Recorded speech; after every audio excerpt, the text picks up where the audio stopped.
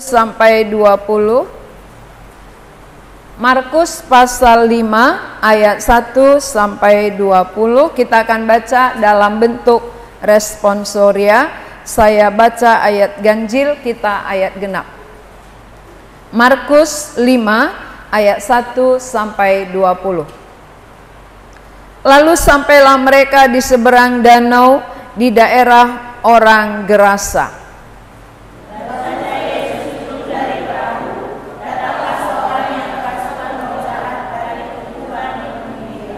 Orang itu diam di sana dan tidak ada seorang pun lagi yang sanggup mengikatnya sekalipun dengan rantai.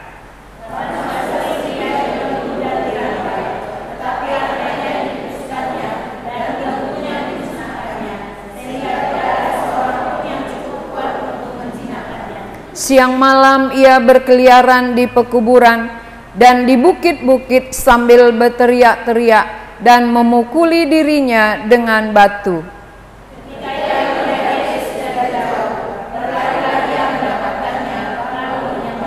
Dan dengan keras ia berteriak, "Apa urusanmu dengan aku, hai Yesus, anak Allah yang maha tinggi? Demi Allah, jangan siksa aku."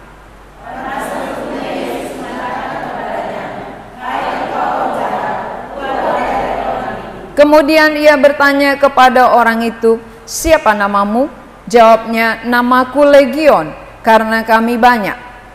Ia memohon dengan sangat supaya Yesus jangan mengusir roh itu keluar dari daerah itu. Adalah di sana di lereng bukit sejumlah besar babi sedang mencari makan.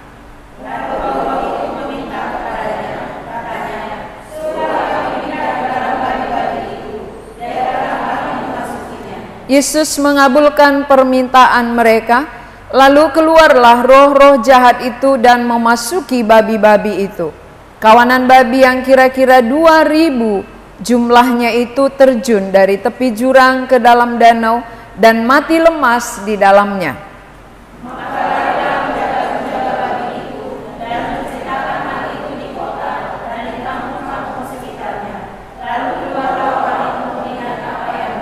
Mereka datang kepada Yesus dan melihat orang yang kerasukan itu duduk, sudah berpakaian dan sudah waras, orang yang tadinya kerasukan legion itu.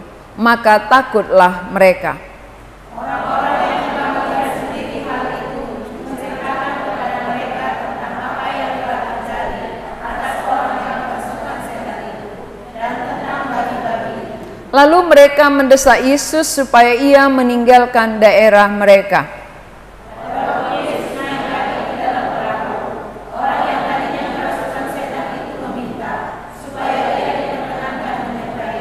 Yesus tidak memperkenankannya, tetapi ia berkata kepada orang itu, "Pulanglah ke rumahmu, kepada orang-orang sekampungmu, dan beritahukanlah kepada mereka segala sesuatu yang telah diperbuat oleh Tuhan atasmu, dan bagaimana ia telah mengasihani engkau."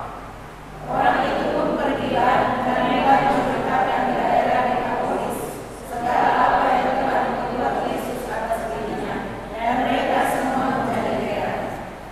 Tema khotbah kita hari ini, kamu berharga. Saudara-saudara, dalam pandangan siapa kita berharga?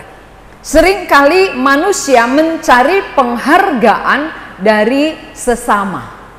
Dari sesama manusia kita ingin dihargai, kita mencari penghargaan, tetapi penghargaan yang sesungguhnya, yang paling penting dan yang paling berguna adalah jika Allah menghargai kita.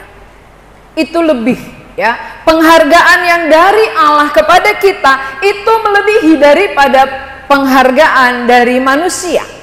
Karena kalau manusia menghargai kita itu hanya sebatas bumi sementara. Tapi kalau kita berharga di mata Tuhan itu penghargaan kekal. Jadi hari ini kamu berharga itu bukan dalam pandangan orang. Kamu itu berharga dalam pandangan pencipta kita. Dalam pandangan Allah, Walau mungkin pasangan kita kurang menghargai kita ya, bisa saja. Tetapi Allah sebagai pemilik, Allah sebagai pencipta menghargai saudara. Dia tidak melihat siapa saudara, bagaimana kita, tetapi kita semua karena diciptakan olehnya, kita itu berharga dalam pandangannya. Dia tidak pandang muka, dia tidak pandang latar belakang, tetapi karena kita miliknya, maka kita berharga. Lalu kalau kita berharga dan kita miliknya, mengapa bisa dirasuk setan? Ini menjadi pertanyaan. Manusia berharga, manusia milik kepunyaan Allah, lalu mengapa iblis berani merasuk manusia? Saudara tahu apa jawabannya? Mengapa? Ya, kita akan lihat gambar ini. Inilah struktur kekuasaan. Yang paling tinggi adalah Allah. Ya, paling tinggi berkuasa di bumi dan di sorga itu Allah. Allah yang disebut dengan Allah Bapa, Yesus Kristus, Roh Kudus. 3 tapi 1. Itulah Allah kita, Esa. Jadi kita bukan penyembah 3 Allah, tapi Allah Tritunggal, artinya Allah yang Esa. Allah yang Esa ini adalah Allah Bapa, Yesus, dan Roh Kudus. Ini struktur kekuasaan yang paling tinggi. Berarti siapapun yang paling tinggi kuasanya tidak bisa melebihi kuasa Allah. Allah paling atas, ya, kekuasaan Allah paling tinggi. Baru di bawah Allah malaikat. Ya, ini di bawah Allah malaikat. Malaikat ini akhirnya terbagi 2. Malaikat terang, malaikat gelap. Malaikat terang itu tetap melayani manusia. Malaikat gelap itu melawan Allah. Itu malaikat gelap.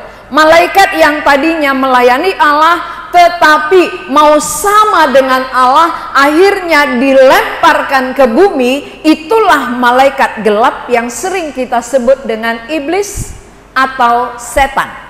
Jadi pekerjaan iblis atau setan di bumi adalah menyusahkan hati Allah, memberontak kepada Allah.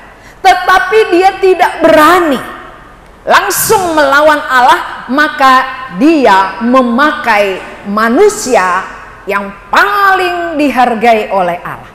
Kita berharga, maka yang dirusak oleh iblis itu yang paling berharga ini. Ciptaan yang paling berharga dirusak. Supaya apa? Supaya kita tidak lagi memuliakan Allah kita, tidak lagi meninggikan Tuhan pencipta kita, Tuhan yang menghargai kita, yang mengasihi kita. Akhirnya kita ikut dibawa oleh setan memberontak kepada Allah, melawan Allah kita. Itu dilakukan oleh malaikat gelap. Jadi malaikat gelap ini sampai saat ini dia sangat aktif bekerja. Dia sangat giat bekerja. Malaikat gelap, malaikat terang juga bekerja, sama-sama bekerja. Malaikat terang inilah yang sering sekali mengarahkan kita supaya kita menghargai ibadah. Itu malaikat terang. Tapi malaikat gelap sering sekali mengalihkan pandangan kita kepada dunia ini. Itu antara terang dan gelap. Kalau malaikat gelap dia bilang apa? Ah, ngapain ibadah? Toh ibadah juga nggak tambah rezekimu kok, nggak tambah uangmu, biasa-biasa aja, ya kan? Ngapain ibadah? Lebih baik kau kerja aja. Kalau jualannya jualan lah, hari Minggu paling banyak. Itu malaikat gelap yang ngomong. Tapi malaikat terang berkata apa? Hargailah Tuhan, hormatilah Tuhan, sembahlah Tuhan. Itu malaikat terang. Maka yang bisa membawa kita datang beribadah ini salah satu peran malaikat terang, ya. Malaikat terang itu menuntun kita sampai kita datang beribadah bersama-sama. Di bawah malaikat adalah manusia, dan di bawah manusia ada hewan. Di bawah hewan ada tumbuhan. Biasanya manusia karena dia di atas hewan, dia bisa makan hewan dan bisa makan tumbuhan. Hewan yang di atas tumbuhan dia makan tumbuhan. Ya, ngerti ya? Karena di atasnya, tumbuhan nggak ada di bawahnya, jadi dia nggak makan apa-apa. Ya, dia paling makan pupuk ya, pupuk yang kita kasih. Tetapi secara struktur, ya Allah paling berkuasa, malaikat nomor 2, manusia nomor 3. Berarti malaikat di atas manusia. Malaikat, apakah malaikat terang dan malaikat gelap itu masih di atas manusia? Maka kenapa manusia bisa dirasuk? Karena kita di bawah dari malaikat gelap ini. Ini malaikat gelap, kita di bawahnya. Berarti kita bisa dikuasainya. Ya, kita bisa dikalahkannya. Dan kenapa bisa ini? Karena fakta dalam diri manusia ini, kita sudah jatuh ke dalam dosa. Ini membuat dia bisa menguasai.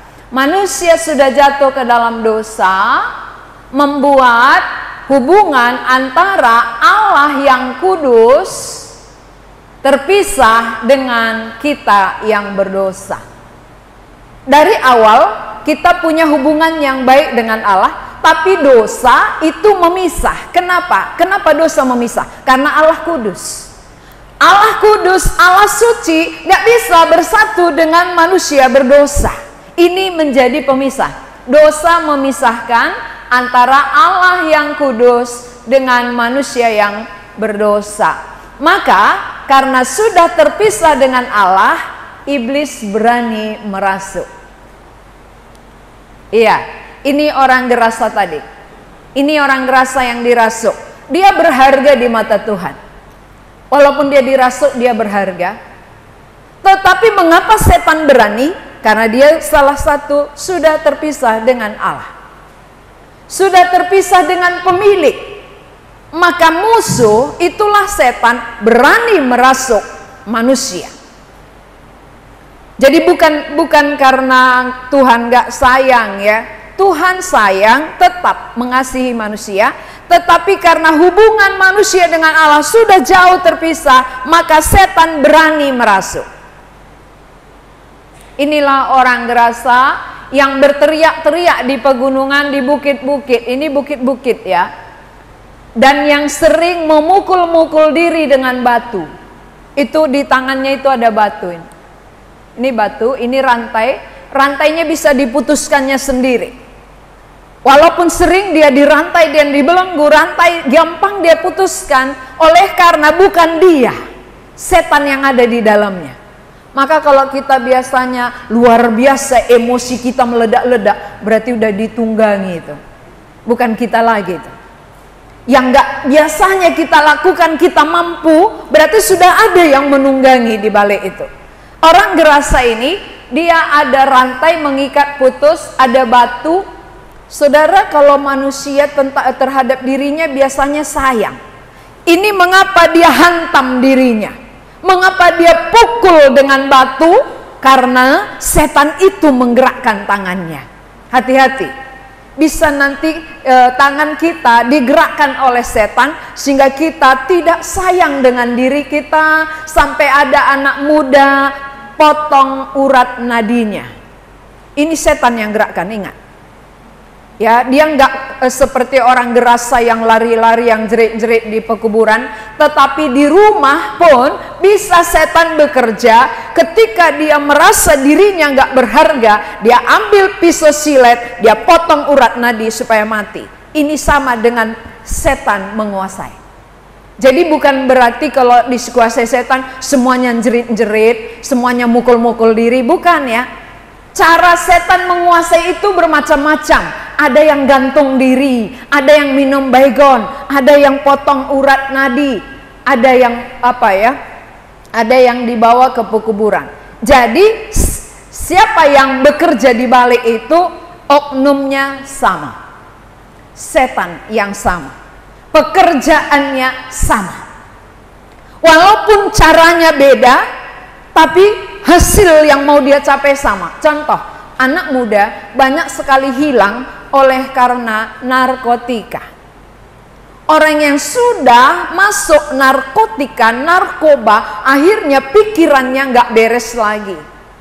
Dia sulit sekali untuk normal. itu sudah ke darahnya, ya. Obat-obat terlarang itu sudah menguasai dia sehingga dia kecanduan, sulit lepas. Maka daya nalar, daya tangkapnya pun tidak lagi seperti orang normal. Ini namanya pelan-pelan iblis membunuh saudara. Iblis mau membinasakan. Karena pekerjaan iblis memang mencuri, membunuh, membinasakan. Yohanes 10 ayat 10. Iblis datang, pencuri datang itu adalah mencuri, membunuh, membinasakan. Dengan cara apapun dia di dalam diri kita, goalnya itu adalah mau membunuh. Tujuannya adalah membinasakan. Jadi hati-hati, apapun cara setan bekerja dalam diri kita, ingat, dia mau membunuh saya, dia mau membinasakan saya. Ini yang terjadi kepada orang Gerasa. Lalu ketika Tuhan Yesus datang, dia kenal. Jadi kalau saudara nggak kenal Yesus berarti lebih parah dari setan. Ya, kenapa? Setan kenal, kita masa nggak kenal Tuhan Yesus ya? Setan kenal, waktu Yesus datang dia langsung lari menjumpainya, dia langsung menyembahnya, ya, dia sujud menyembah ini. Bayangkan, setan bisa sujud menyembah. Ini kan orang yang kerasukan tadi ya, sujud menyembah. Dan dia katakan apa? Hai anak Allah. Buat kenal dia ya. Hai Yesus anak Allah yang maha tinggi. Berarti setan kenal Yesus itu anak Allah yang maha tinggi. Dan tadi kekuasaannya lebih tinggi ya. Allah yang paling tinggi kekuasaannya. Setan tahu itu. Setan kenal itu. Karena dia tahu dan dia kenal, maka dia tidak berani langsung melawan Tuhan. Namun pakai perantara. Siapa dipakainya perantaranya melawan Allah? Kita. Kita manusia dipakai karena kita yang paling berharga dalam pandangan Tuhan. Supaya kita yang berharga ini menjadi tidak berharga lagi. Kalau setan ada, kita nggak berharga lagi. Karena kita dirusak. Coba kalau barang rusak, walaupun tadi berharga, tapi rusak, akhirnya nggak bernilai. Apapun barang kita yang kita beli dengan nilai yang mahal, kalau dia rusak, akhirnya tak bernilai lagi. Karena tidak bisa dipakai, tidak bisa digunakan. Seharga apapun barang kita, kalau dia rusak, tidak bisa lagi dipakai. Kalau tidak bisa dipakai, berarti dia tidak berguna. Berarti dia tidak berharga. Jadi kalau barang rusak, saudara simpan-simpan, itu akan membuat banyak tikus. Ya. Tapi kalau barang rusak, diperbaiki. Kalau dia rusak, diperbaiki, akhirnya bisa dipakai, maka dia berguna. Kita semua manusia yang sudah jatuh ke dalam dosa adalah barang rusak. Barang rusak. Ya. Jadi barang rusak kita ini. Kenapa? Karena nenek moyang kita Adam dan Hawa itu sudah jatuh ke dalam dosa. Dan sejak itu kita semuanya menjadi barus. Bukan marga barus ya. Barang rusak. Jadi kalau barang rusak gak diperbaiki, gak berguna. Maka sering sekali kita merasa diri kita ini gak berarti. Gak ada artinya aku ini. Siapa sih aku ini? Nggak ada artinya aku, udahlah mati aja, nah, kan gitu ya. Karena barang rusak, padahal tadi berguna, mahal karena rusak oleh dosa, jadi tidak berguna, tidak berharga lagi, baik dalam pandangan kita maupun dalam penglihatan Allah. Maka hanya Allah yang bisa memperbaiki manusia yang rusak. Kalau alat elektronik yang rusak, bawa kepada Pak Sam, dia pandai, ya. Dia bisa kalau alat elektronik. Tapi kalau manusia yang rusak, saya sendiri nggak bisa. Karena saya juga rusak. Kita semua barang rusak. Jadi sesama rusak, nggak bisa memperbaiki. maka datanglah kepada Dia pemilik. Biasanya kalau Honda, pasti yang memperbaikinya adalah ya spesialis Honda, baru ngerti dia. Kalau dia mereknya apa namanya ya? Apa merek-merek sepeda motor itu? Yamaha. Nah, kalau mereknya Yamaha harus kepada produk Yamaha. Itu yang memperbaiki. Pasti dia tahu. Seluk-beluknya dia tahu semua. Kalau manusia rusak datang kemana? Ke diskotik, makin dirusak. Ke narkoba, semakin rusak. Kemana lagi? Kemanapun manusia pergi mencari pertolongan untuk diperbaiki, bukan makin baik. Itu sama dengan apa namanya itu ya, bengkel apa? Sebelum dipegang belum makin rusak. Bengkel apa istilahnya itu sering? Ya bengkel sidikalang ya. Ya montir sidikalang. Dia membongkarnya pintar, tapi kelebihan bautnya. Ya, waktu dia pasang bautnya sisa. Kenapa? Karena nggak pas nyusunnya. Hanya bongkarnya dia tahu, nyusunnya kembali nggak bisa. Montir sidikalang. Jadi kalau saudara datang ke montir sidikalang untuk diperbaiki tubuhnya, bukan makin baik, nanti bautnya ketinggalan ya. Akhirnya makin rusak hidup kita. Itu makanya banyak orang kalau susah, banyak pergumulan datang ke dukun, bukan makin baik, makin sega rusaknya ya. Makin rusak, makin kacau pikirannya ya. Jadi kalau kita tahu bahwa kita adalah ciptaan Allah, buatan tangan Allah, yang bisa memperbaikinya hanya Allah. Tidak ada duanya. Jadi kalau kita sadar kita telah rusak, datanglah kepada pemiliknya, penciptanya, pembuatnya, supaya kembali dirancang dengan baik seperti semula. Akhirnya menjadi baru lagi. Nah, iblis ini datang bukan untuk apa ya? Dia datang bukan supaya dirancang dia, karena dia nggak bisa lagi. Setan tinggal menunggu hukuman. Tetapi dia datang kepada Yesus, dia sujud menyembah, ada maunya. Ada maunya. Maunya apa? Kita perhatikan apa permintaannya kepada Tuhan Yesus di dalam ayat 12. Kita baca bersama-sama. 2, 3 ya. Lalu roh-roh itu meminta kepadanya, katanya, suruhlah kami pindah ke dalam babi-babi itu. Biarkanlah kami memasuki. Berarti ada maunya. Kenapa? Dia tahu Allah Maha Kuasa. Dia tahu Yesus anak Allah yang Maha Tinggi akan mengusir dia. Dia sadar itu. Dia pasti kalah. Jadi sebelum Tuhan mengusir dia, maka dia duluan bermohon. Permohonannya apa? Izinkanlah aku pindah ke babi-babi itu. Jikalau engkau anak Allah yang Maha Tinggi, mengusir kami. Lalu kita perhatikan Tuhan Yesus di sini mengabulkan permintaan iblis, saudara. Luar biasa ya, doa iblis dijawab. Ya, kita perhatikan apa jawaban Tuhan Yesus. Ayat 13, ya 13 saya bacakan. Yesus mengabulkan permintaan mereka, lalu keluarlah roh-roh jahat itu dan memasuki babi-babi itu. Kawanan babi yang kira-kira 2000 jumlahnya itu terjun dari tepi jurang ke dalam danau dan mati lemas di dalamnya. Berarti permohonan setan dikabulkan oleh Tuhan Yesus. Luar biasa ya. Kok dia dikabulkan, aku kok enggak Tuhan gitu ya. Kok lebih hebat setannya dari aku. Doaku sudah berpuluh tahun ku doakan enggak dijawab-jawab. Setan sekali didoakannya langsung terjawab. Kenapa demikian? Saudara tahu kenapa Tuhan kabulkan permohonan iblis?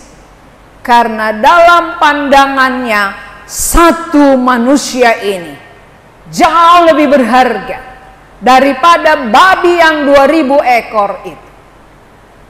Kita semua jauh lebih berharga dalam pandangan Allah. Itu harus jelas bagi kita. Jangan pernah putus asa. Jangan pernah menganggap diri tak berharga. Karena saudara semuanya berharga dalam pandangan Tuhan. Walaupun mungkin doa kita belum dijawab, tetapi kita berharga. Bukan karena dijawab doanya baru berharga, tidak. Kita pada pandangan Allah itu adalah manusia yang paling berharga, lebih berharga dari 2000 ekor babi. Sehingga dia kabulkan permohonan setan, dia usir setan yang dari satu orang ini kepada babi-babi. Inilah babi yang 2000 ekor itu semuanya lari ke danau. Ini ada danau ya, di dekat peternakan itu ada danau, sehingga mereka semua terjun dari bukit masuk ke danau, mati lemaslah babi-babinya yang sebanyak 2000 itu mati semua. Maka pertanyaan, kan ada yang rugi. Berarti peternak babi itu kan rugi. Kan itu langsung dalam pikiran kita kalau pedagang ya. Ya, rugi ini. 2000 coba kalikan. Kali berapa satu ekor babi? Berarti udah miliaran uangnya loh. Kenapa tadi nggak uangnya, babinya dijual, kasih uangnya sama orang lain yang miskin? Nah, kan gitu. Waktu Tuhan Yesus di bumi kan sering begitu. Uang dipersoalkan. Padahal Tuhan membuat peraga. Ini peraga. Dia buat peraga, alat peraga yang jelas. Mati 2000, bebas satu orang, membuktikan, hai manusia, kamu jauh lebih berharga. Lihat itu. Mengapa aku tidak sayang dengan 2000 ekor babi? Mengapa aku izinkan setan masuk ke sana? Mengapa aku biarkan rugi pemilik babi supaya matamu terbuka bahwa kamu sangat berharga? Kamu jauh lebih berharga dari hartamu. Kamu jauh lebih berharga daripada milik kepunyaanmu. Kamu jauh lebih berharga dari apapun yang ada di dunia ini. Maka sengaja Tuhan izinkan, sengaja Tuhan kabulkan, karena Dia mengasihi manusia. Kalau nggak ada alat peraga, seringkali kita dinina-bobokkan. Tapi karena ketika ada kerugian pada pemilik babi itu, membuka mata mereka. Mengapa Tuhan? Kok kau izinkan orang itu rugi? Supaya kau bertanya-tanya. Kalau tidak ada orang rugi, nggak ada yang bertanya. Ya. Biasanya karena ada orang rugi secara materi baru bertanya, kenapa Tuhan? Kok kau izinkan Tuhan? Lalu ada jawabannya, karena kau berharga di mataku. Kau lebih berharga daripada uangmu. Kau lebih berharga daripada materimu. Harta apapun yang ada padamu, kau lebih berharga. Harta tidak bisa membebaskan manusia dari setan. Ingat itu. Sebanyak apapun harta orang, dia tidak bisa dilepaskan dari kuasa setan, dari cengkeraman iblis, nggak bisa. Maka kehadiran Yesus itulah pertolongan satu-satunya yang bisa membebaskan manusia dari kekuasaan iblis, setan, malaikat gelap. Maka Tuhan Yesus jauh lebih berharga, jauh lebih mahal untuk diri manusia. Tanpa kehadirannya, kita akan terus dicengkram oleh iblis, dikuasai oleh setan, baik pikiran kita, hati kita, lalu anggota-anggota tubuh kita, semua dikuasai. Tidak ada yang sanggup membebaskan kita selain Allah yang Maha Kuasa. Allah yang paling tinggi kekuasaannya bisa membebaskan manusia yang sudah dikuasai oleh iblis. Kedua, tujuan Yesus membebaskan orang gerasa dan memindahkan ke babi-babi ini oleh karena babi walaupun mati tidak ada roh di dalamnya. Dia mati selesai, maka tiap hari ada potong babi. Tiap hari ada saksang. Kenapa? Karena nggak ada nyawa, nggak ada roh yang kekal di dalamnya. Saudara-saudara tahu ya, mengapa manusia berharga? Ada roh di dalam tubuh kita. Maka manusia mati bagaimanapun pasti ketahuan. Apakah dia dipotong, dimutilasi, semua kedapatan. karena ada Allah pemilik roh. Tapi kalau babi mati, ya nggak pernah dicari-cari. Babi hilang, nggak pernah dicari-cari. Tapi manusia berdosa dicari dari surga. Itulah berharga. Bukti kita berharga, Tuhan sendiri datang mencari kita dari surga. Kalau saudara kehilangan sendal swallow, kan nggak pernah saudara mati-matian mencari. Nggak pernah, biarkan beli lagi gitu.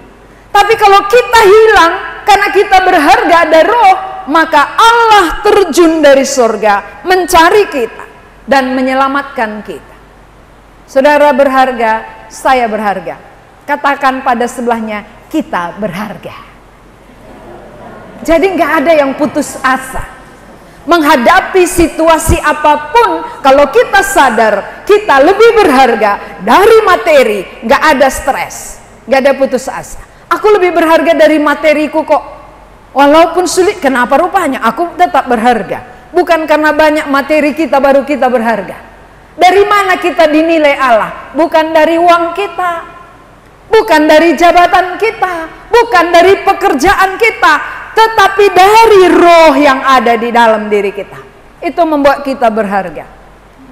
Kau berharga di mataku, kan itu kata Tuhan. Itu Tuhan itu. Mulia dalam pandanganku, bukan pandangan manusia. Kalau kita berharga dalam pandangan Tuhan, mulia dalam pandangan Tuhan, siapa sih yang gak bangga? Mengapa kita sering kecewa? Mengapa muka kita sering muram ketika orang lain gak menghargai kita? Benar ya?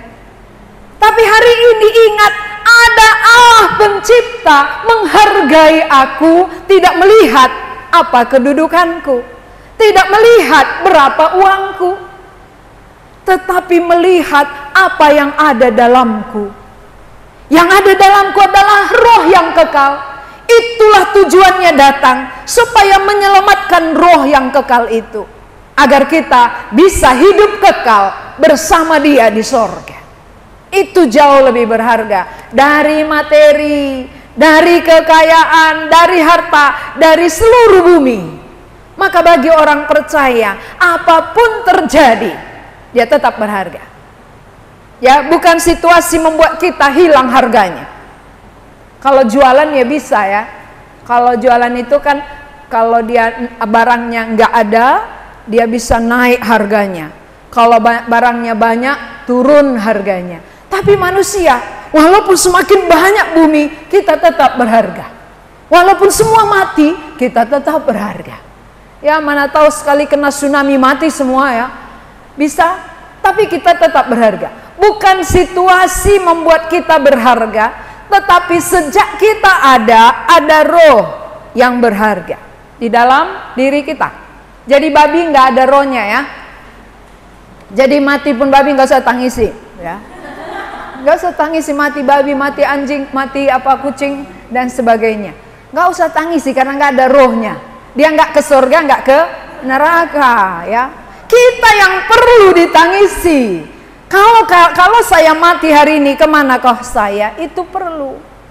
Maka selagi hidup perlu tangisi, jangan sesudah mati. Sudah mati tangisi pun nggak akan berubah lagi dia. Kalau sudah ke neraka tetap neraka. Kalau ke sorga tetap ke sorga. Di bumi penentuannya, bukan sesudah mati. Ya. Nah sekarang inilah orang Gerasa tadi yang sudah diselamatkan oleh Tuhan Yesus, bebas dari kuasa setan. Ketika setan merasuk membuat dia kesetanan, tetapi ketika setan keluar membuat dia jadi manusia normal kembali. Yang rusak menjadi baik. Barus tadi berubah menjadi bukan lagi barus ya, tetapi sudah menjadi manusia yang dipulihkan oleh Kristus. Tidak lagi rusak, tetapi sudah ada sukacita di dalam wajahnya. Udah senyum ya. Tadi gitu ya, kalau orang kerasukan kan begitu. Aroha gitu ya. Tapi kalau sudah ditolong oleh Tuhan Yesus, dipulihkan, dia sudah bisa tersenyum, Ya, lalu dia bisa bersaksi. Ini sudah mulai bersaksi nih. Benar-benar hidupnya tidak hanya dipulihkan, tetapi berguna. Sama dengan barang tadi. Waktu barang kita rusak, nggak berguna. Sesudah diperbaiki, maka dia kembali berguna. Kehidupan orang berdosa yang dirasuk oleh setan tidak berguna di hadapan Allah.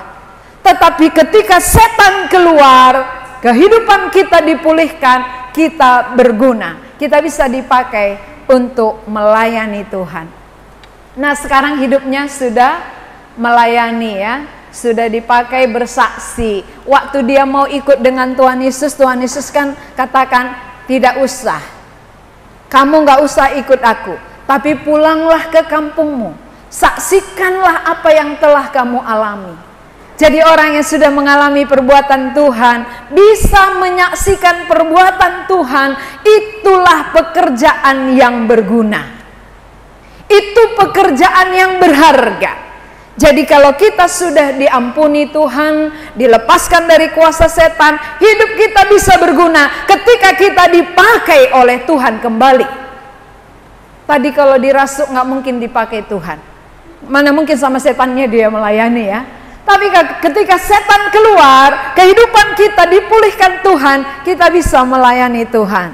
Jadi orang gila bisa dipakai oleh Tuhan. Kalau orang gila pun bisa dipakai, apalagi kita yang normal ini ya.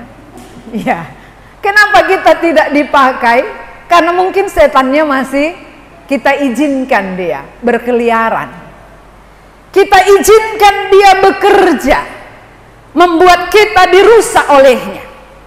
Ingat, bisakah orang percaya dirusak? Tadi kan yang berdosa jauh dari Tuhan, orang percaya kan sudah ada Tuhan. Walaupun Tuhan sudah ada, kalau dari diri kita mau mengizinkan setan, dia akan bekerja. Itu tergantung kita. Kalau kita katakan tidak, aku tidak mau dikuasai, aku tidak mau dipengaruhi, aku tidak mau dipakai oleh setan, tapi pikiranku, hatiku, hidupku, aku mau memuliakan Tuhan. Barulah Tuhan akan bekerja, menolong, memampukan kita. Tapi ketika tidak ada tekad di dalam diri kita untuk dipakai Tuhan, maka iblis akan selalu gencar. Mengapa dia gencar sekali? Karena yang dia takutkan adalah semakin banyak orang bekerja, semakin banyak orang yang pisah dari dirinya. Sekarang kalau orang belum percaya, belum menerima Yesus kan dalam kuasanya, kalau kita layani orang beriman nanti kan lepas. Itu yang dia takutkan. Maka bagi orang percaya selalu dihambat supaya dia tidak bersaksi. Cara menghambatnya bagaimana? Diarahkan pandangannya kepada masalah pribadinya, masalah hidup keluarganya, supaya matanya di situ-situ terus. Lihat masalah, lihat persoalan, lihat pergumulan, lihat keluarga. Akhirnya tidak lagi melihat apa kehendak Allah yang harus kukerjakan supaya hidupku benar-benar berharga karena berguna dalam pandangan Tuhan. Berguna dipakai oleh Tuhan. Kalau barang-barang kita dipakai berarti dia berguna. Kalau barang-barang tidak dipakai, walaupun itu sudah diperbaiki, tetap disimpan, dia tidak akan berguna bagi tuannya.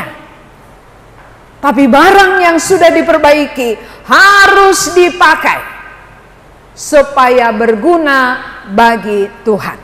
Hidup kita yang rusak sudah diperbaiki oleh Kristus lewat pengorbanannya, maka hidup yang sudah diperbaiki harus bekerja bagi Dia, harus mau dipakai oleh Tuhan. Saudara-saudara yang sudah ditebus mau dipakai oleh Tuhan. Saudara-saudara yang masih dalam kuasa setan, ada Kristus satu-satunya yang mampu melepaskan saudara. Tidak ada yang bisa memperbaiki selain daripada pemilik. Pemilik kita adalah Tuhan Yesus, sehingga Dia datang dari surga untuk membebaskan kita karena Dia lebih tinggi dari setan. Jangan lawan setan dengan kekuatan sendiri. Saudara akan kalah. Tetapi hadirkan Tuhan, saudara akan lepas. Ketika Tuhan Yesus hadir, maka kita lepas dari kerusakan-kerusakan semakin banyak. Ketika Kristus hadir, maka kita lepas dari kematian. Kita akan hidup bersama dengan Tuhan. Baik mulai sekarang sampai kita pulang, kita akan hidup bersama Tuhan menuju kekekalan. Mari kita berdoa. Tuhan, kami mengucap syukur kehadapan-Mu. Kami tahu kami berharga dalam pandangan-Mu, tetapi dosa merusak kami, sehingga hidup kami tidak berguna. Namun Engkau Allah pemilik, Engkau datang dari sorga, memperbaiki semua hidup kami yang telah dirusak oleh iblis, kembali dipulihkan oleh kehadiran-Mu. Dan melalui kehadiran-Mu di dalam diri kami, membuat kami pulih, dan kami kembali berharga dalam pandangan-Mu. Kami dapat dipakai, berguna bagi kerajaan-Mu.